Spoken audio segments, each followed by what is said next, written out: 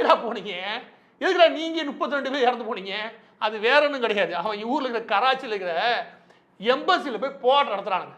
அங்கே போய் போராட்டம் நடத்தும் போது போங்கடா போங்கடா சும்மா கடுப்பு கலப்பாயடா அப்படின்னு சொல்லி அமெரிக்க வீரர்கள் சொல்ல கேட்கல. அவங்களோட ராணுவ வீரர்கள் கிளம்பி வந்து ரோட்டில் நாயை சுடுற மாதிரி சுடுறானுங்க.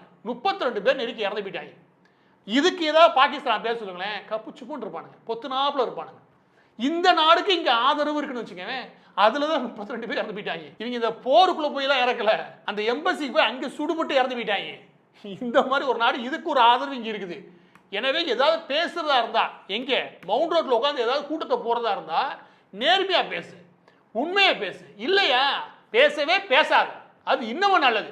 உன்னால் சவுதி அரேபியாவை எதிர்த்து ஒரு வார்த்தை பேச வராது அப்படின்னா நீ உண்மையாக நேர்மையாக பேசக்கூடிய ஆள் கிடையாது.